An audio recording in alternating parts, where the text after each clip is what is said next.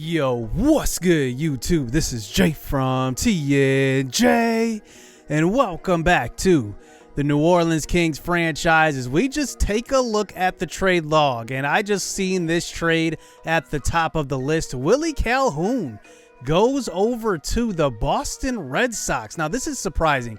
Willie Calhoun is one of those guys that you want on your team in MLB The Show. Look at his attributes. I mean, he is a monster at the plate. Not the best in the field, obviously, but as an AL team, I mean, if you wanted to use him as a DH, he would be an awesome guy. He is only 72 overall, too. And I'm surprised to see the Boston Red Sox go after him. They have JD Martinez. They still have Jackie Bradley. They have a ton of outfielders still. And I'm kind of puzzled by that trade as we hop into a game right away versus the Red Sox as Yasiel Puig is 2 for 3 and is still the hottest hitter in baseball up to this point. So now we hop into the ninth inning. Billy Hamilton on first base. And Puig drives one deep to left field, and that one will make it all the way to the wall. And that is going to be a walk-off to start out this episode. Our offense is hot, and we continue in the month of June.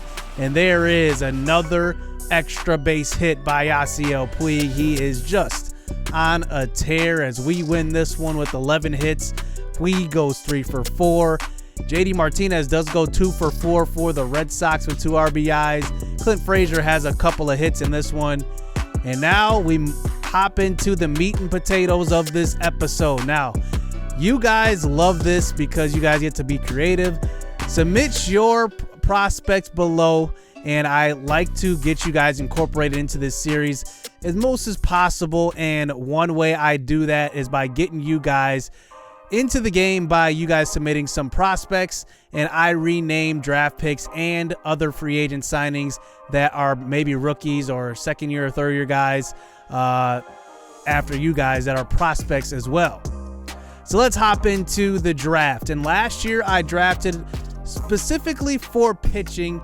This year I will focus more on positional players. And remember, the first 2 draft picks of the Astros in the first 2 years are forfeited due to their cheating scandal. So we will not use the first 2 rounds on anybody. We pretty much just selected the first blue chip guy we saw and then selected a random guy based on age. So now we hop into the 3rd round, and you can see some pretty good prospects here. Freddie Brandon is here. He's 75 potential. I kind of wanted to get a diverse pool of positional players this round, so I had our scouts kind of go hard after positional guys and less after pitchers. George Watson is interesting. He's 75 potential, but the 2025 plus, really, those guys take a long time to develop, so I like to stay away from them. David Ybarra, is that how you say it? He's decent, but another 2025 plus guy. So I go back to Paul Wise. He's 80 potential. I think he's just a safe pick. We don't have him fully scouted, but he is our highest potential guy, and I like that for our first pick, a right fielder. So now we move on to our second pick, which is actually the 4th round here, and just looking at the positional guys we have the most accurate and that are the highest potential. Chris Worth is one of those guys. He's a low-risk guy as far as injury goes, and he's 18 years old. But I go back to Freddie Brandon, though. He looks pretty good as a defensive second baseman.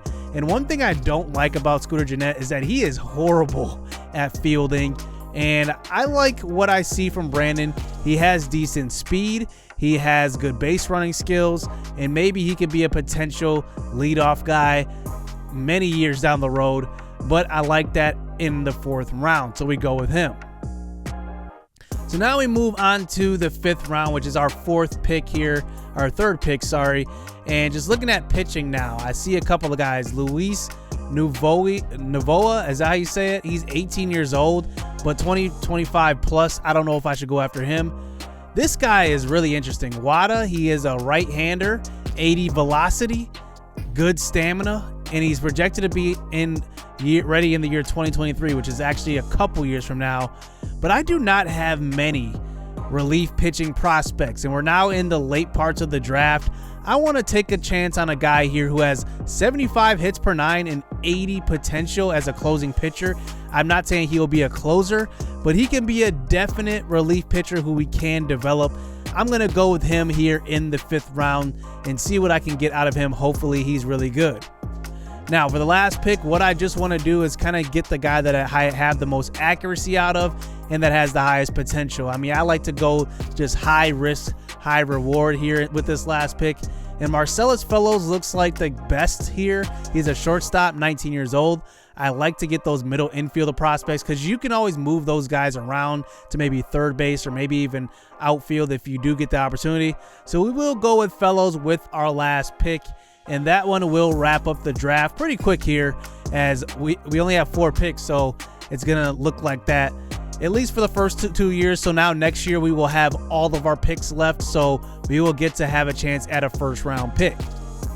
Now, our first pick that we did select, that blue chip guy, we won't sign him. Neither will we sign Abdul Broadway. The remaining picks will be renamed to you guys. But the first 2 guys will be released into free agency in the offseason.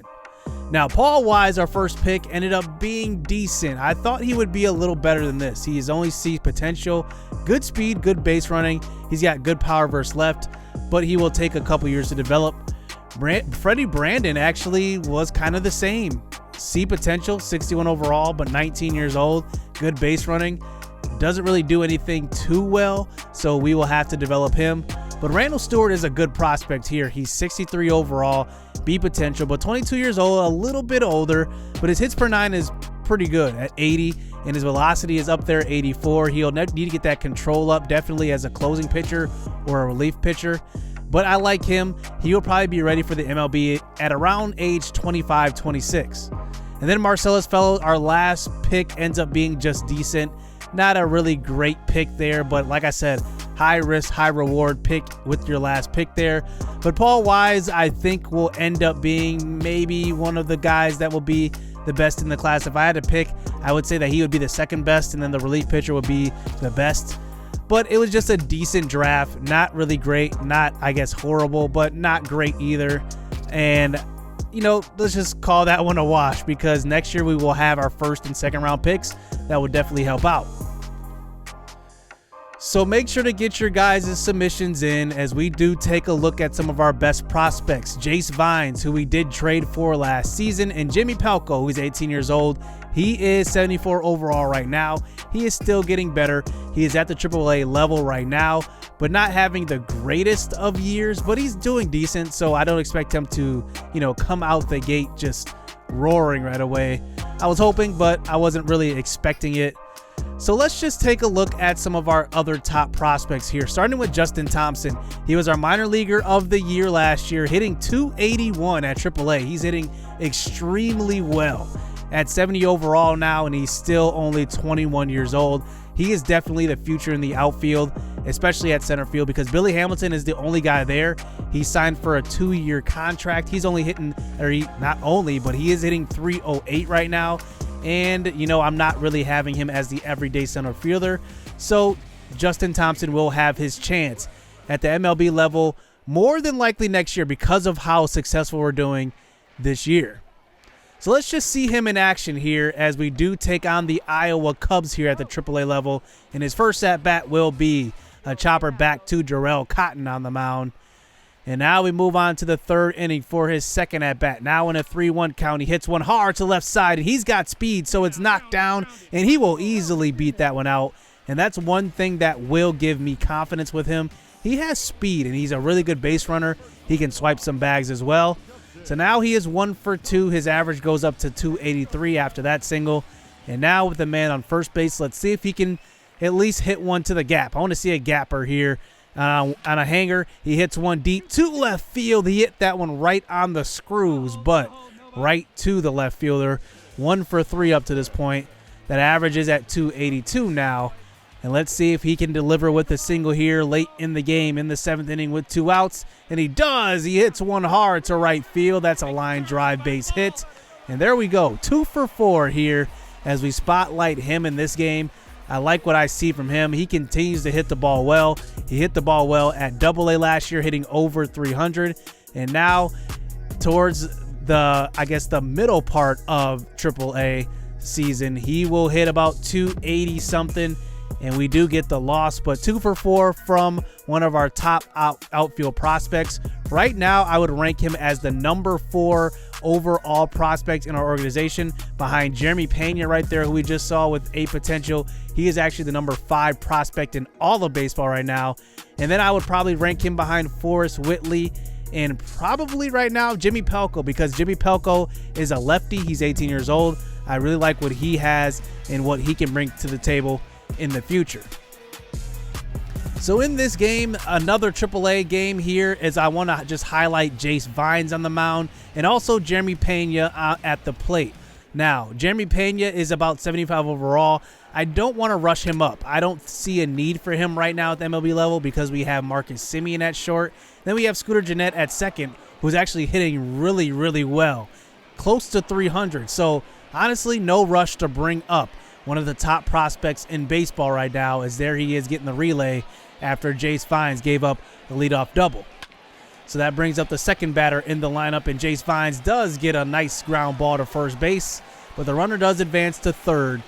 And now up comes Matt Duffy, who was actually on our team last year for a couple of games before getting hurt for the season, and he hits a ground ball to second base, and Jace Vines does allow a run that time. But now with 2 outs, and up comes the number 4 hitter in the lineup, and he does smoke one up the middle. So Vines looks like he still needs a little bit of more time to develop, but he does get the next batter to swing at some high heat, and at least he gets out of that inning. And let's see what Jeremy Pena can do at the plate. He's hitting about 280, a little less than Justin Thompson is doing, and I would kind of peg, like I said, Jeremy Pena at number 3 and Thompson at number 4 in our organization right now. And I think that Forrest Whitley, to be honest, I think that Forrest Whitley is a great prospect because of he has a deadly slider, which we will actually see next episode. We will actually highlight him a little bit next episode. He has a deadly slider, and I got to admit, that one pitch makes him a top prospect, I think, in our organization. Even though Jeremy Pena is right now the number 5 prospect in baseball, I would say if I'm ranking, I would put Whitley there, because having a starting pitcher that can have one pitch that's great like that is amazing. As you can see, here is Jace Vine settling down in the 3rd inning, and we get to see a little bit of the glove of Jeremy Pena. He has a strong arm as a shortstop, and you can just see right there in the hole, just a deadly throw. And let's see what he can do at the plate here in the 3rd inning. Here he gets an off-speed pitch, and he hits a laser down the left field line, and that's scooped up by the 3rd baseman. And that's an out here, as he is 0 for 2 in this game. Now Iowa leads 6-1. Jeremy Pena in his 3rd at-bat goes straight up the middle.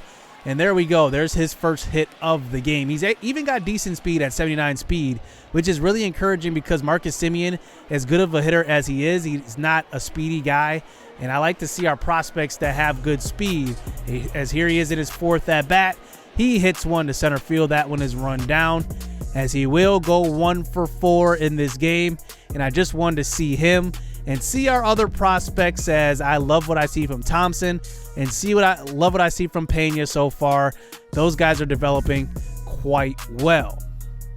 So to start the month of June, we are 40-22, and we are doing so well at the MLB level that there's no need to rush up any prospects. That's one thing that I love to see already in season 2.